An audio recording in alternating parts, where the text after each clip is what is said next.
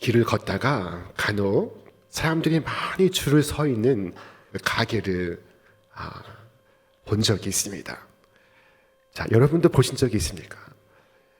그곳이 무엇을 파는 곳인가 하고 보니까 그곳은 지난주에 복권 1등에 당첨된 곳이었습니다. 자, 이 성경의 마태복음 8장과 9장은 그와 같은 곳입니다. 이곳에는 10번 이상의 기적이 나타나고 있습니다. 오늘 말씀의 배경이 되는 이 9장은 4명의 중풍병자가 한 명의 친구를 침상에 뉘어 지붕 위에 올라가서 지붕을 뚫고 예수님께 달아 내리는 것으로 시작됩니다.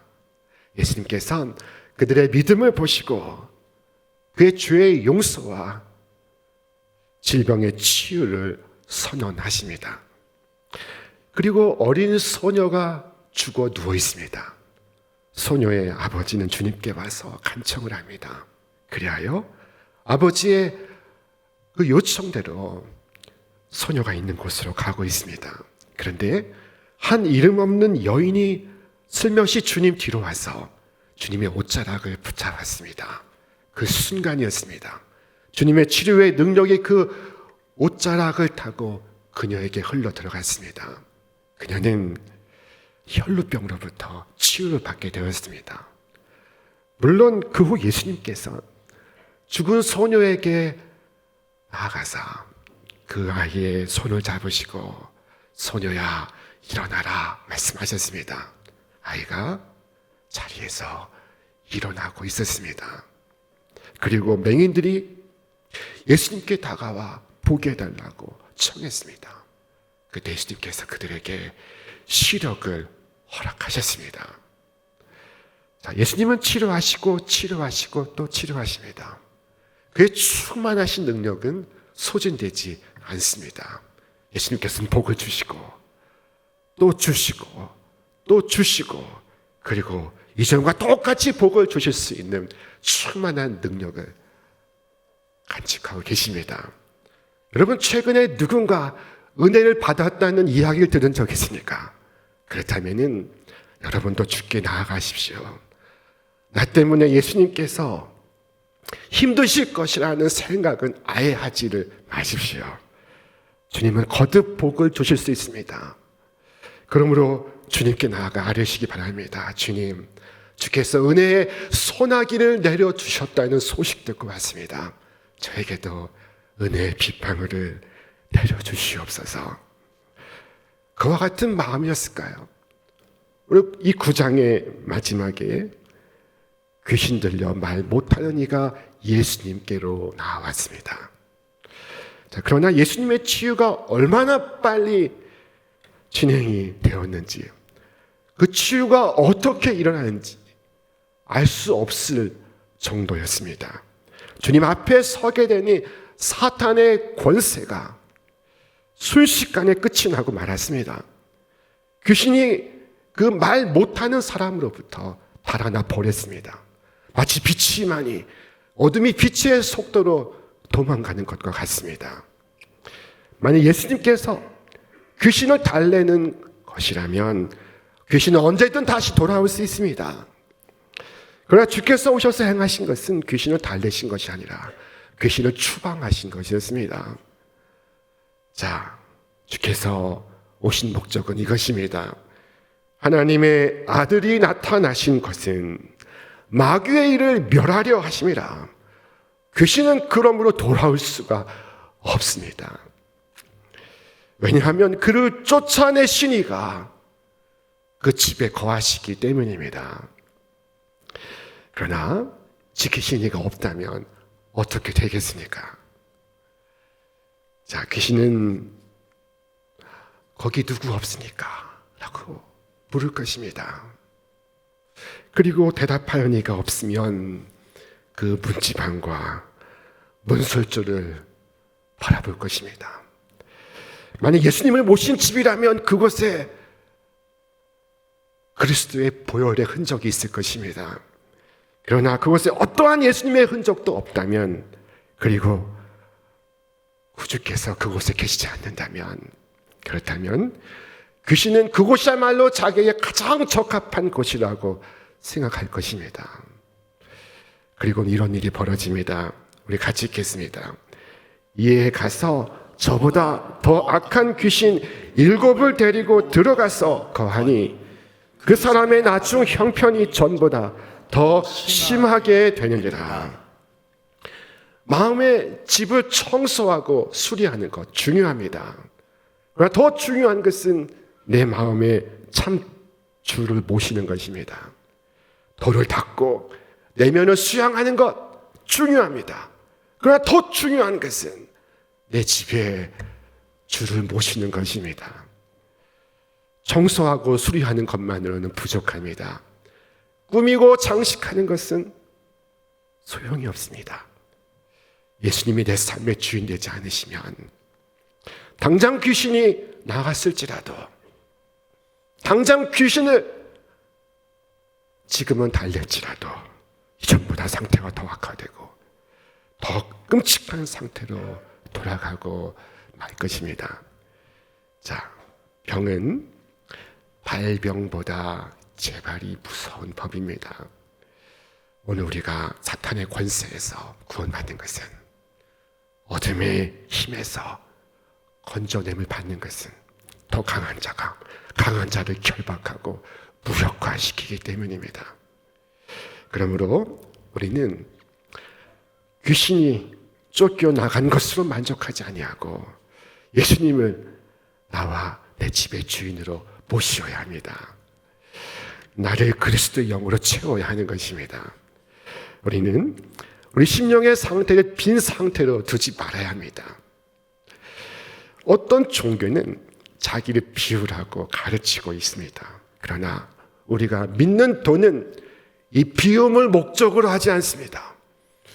비움은 끝이 아닙니다. 비움은 체험을 전제로 할 때 의미가 있는 것입니다. 사실 아무것도 없는 빈 상태는 불가능합니다. 빛이 없으면 어둠으로 가득합니다. 방 안 가득한 어둠을 몰아내는 방법이 무엇입니까? 빛을 밝히는 것입니다. 의로 채우면 불의가 사라지고, 하나님의 은혜를 채우면 이 세상의 근심과 걱정이 떠나가고, 선으로 채우면 악한 것이 물러갑니다.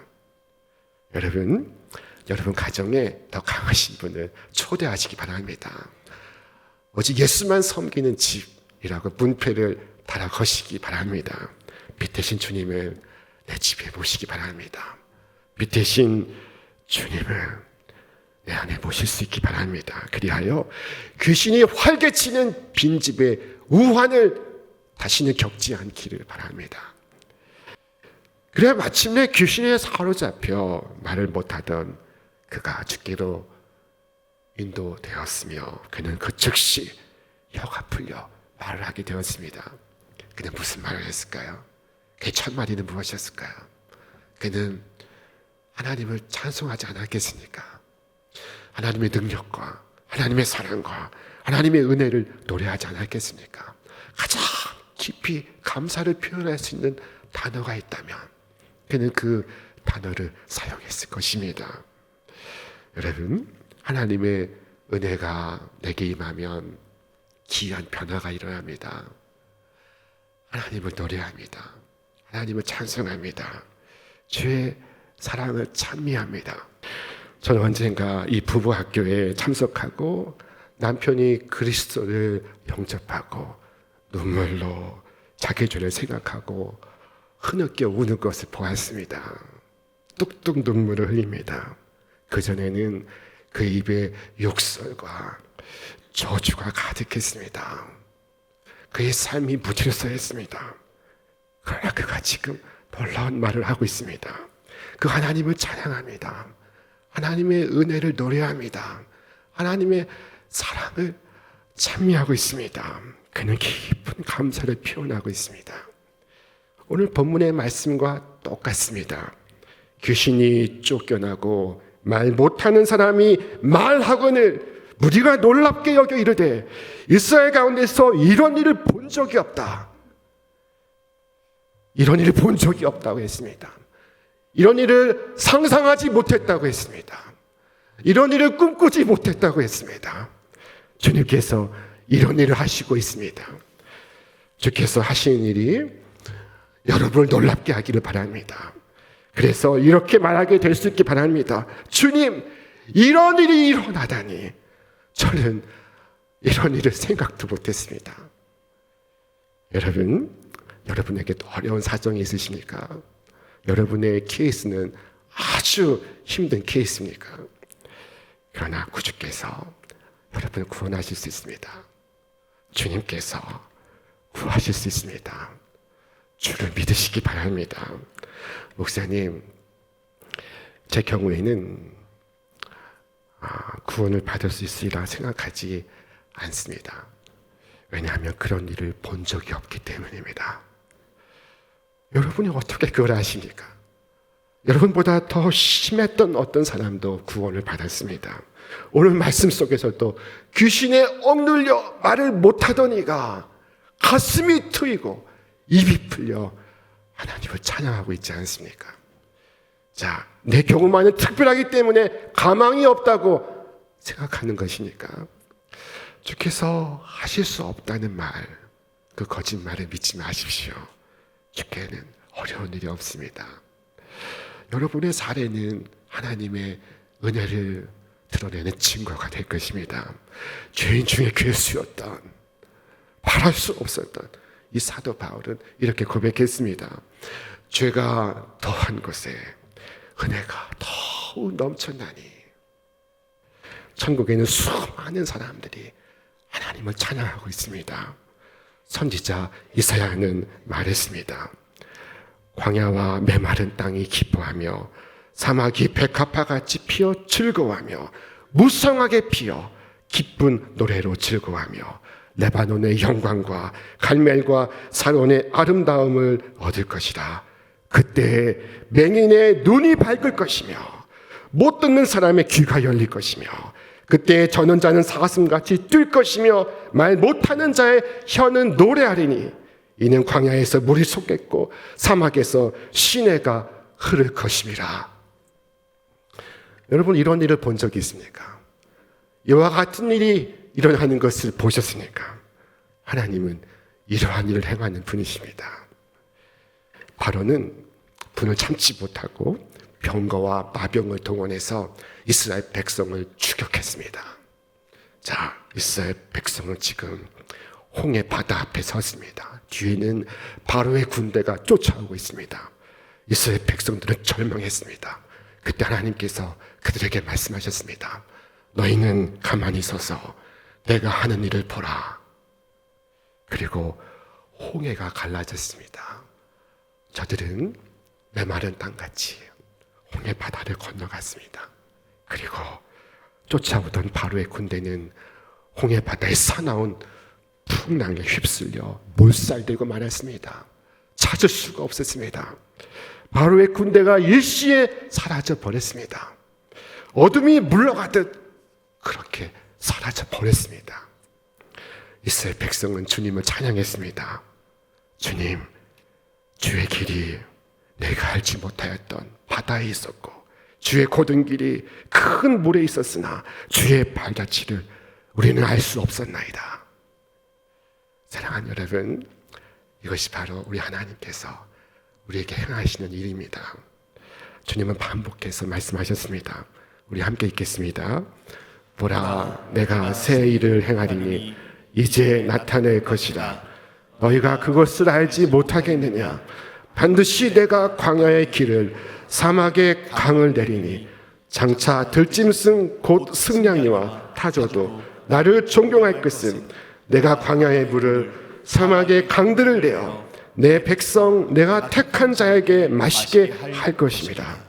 이 백성은 내가 나를 위하여 지었나니 나를 찬송하게 하려 할 것이니라.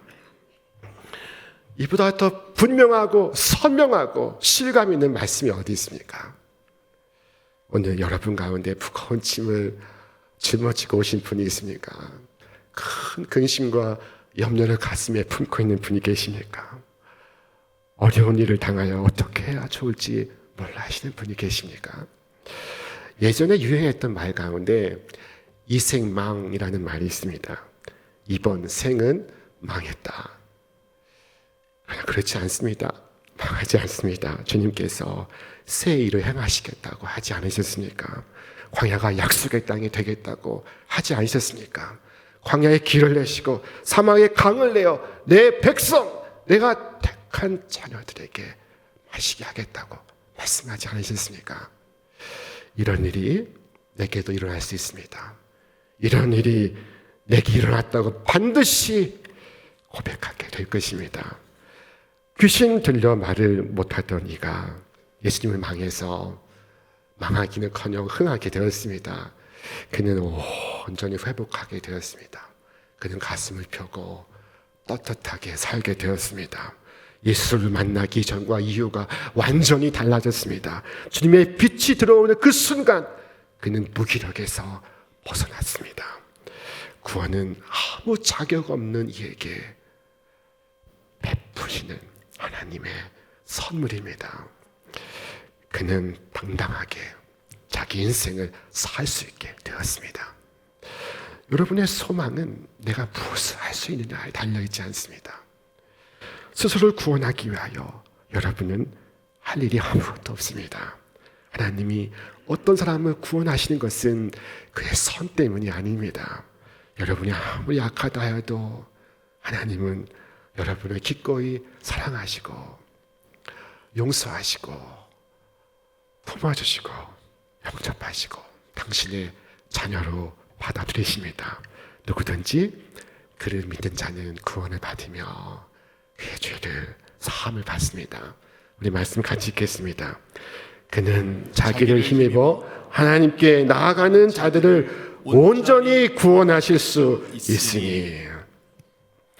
특이한 것은 하나님께서 어떤 사람으로 하여금 구원받게 하시고자 그 마음에 결심하게 만드실 때 그 결심을 꺾을 자가 없다는 것입니다. 하나님이 꺾으시겠습니까? 하나님은 기뻐하시고 계십니다. 예수님이 꺾으시겠습니까? 예수님은 그를 돕고 계십니다. 성령이 꺾으시겠습니까? 성령은 그의 마음 가운데 역사하고 있습니다. 도대체 누가 그를 막을 수 있겠습니까? 사탄이 막을 수 있습니까? 사탄이 무슨 힘으로 전능하신 주님과 맞설 수 있습니까? 그 자신의 마음이 그를 막을 수 있습니까? 그렇습니다. 그 자신의 마음이 그를 막을 수 있습니다. 그 자신이 그를 막을 수 있습니다. 그러나 하나님은 그의 연약함을 도우사 그로 하여금 시험에 맞설 수 있도록 유혹에 저항하도록 힘을 주시고 계십니다. 사랑하는 여러분, 여러분이 구원받고자 한다면 마음으로 원하시기 바랍니다. 하나님께 나아가 가장 단순한 말로 말씀을 드리시기 바랍니다. 하나님, 내 마음을 변화시켜 주옵소서. 제가 이전에는 나의 뜻을 따랐으나 이제는 주님께 순종하기를 원합니다. 나에겐 아무 공로가 없습니다. 그러나 죄를 위하여 오신 예수 그리스도를 바라보고 주를 의지합니다. 주여, 나는 주인이나이다. 나를 구원하소서. 나를 긍휼히 여기소서. 이 믿음은 얼마나 큰 힘을 갖고 있습니까? 믿음의 능력은 얼마나 놀라운 것입니까? 제가 미국 맨하탄 거리에 서 있었습니다. 많은 차들이 오가고 있습니다. 차들이 팡팡거리며 때로 신호등도 지키지 않고 지나가고 있습니다. 그때 앞을 보지 못하는 한 사람이 다가와 길에 서 있는 누군가에게 말을 걸었습니다. 나는 당신이 나를 인도하여 길 건너편으로 안전하게 건너가게 해주실 것을 확신합니다. 그가 말하고 있습니다. 나는 당신이 나를 인도하여 안전하게 길을 건너가게 해줄 것을 믿습니다. 그는 그 일을 하기 싫었지만 그 맹인이 그렇게 말하는 것을 듣고 그는 그렇게 해야만 한다고 느끼는 것 같았습니다. 그래서 그 일을 하지 않을 수 없는 것 같았습니다. 그는 앞을 못 보는 시각장애인의 믿음을 저버릴 수가 없었습니다. 그의 믿음은 그에게 어떤 강제력을 행사하고 있었습니다.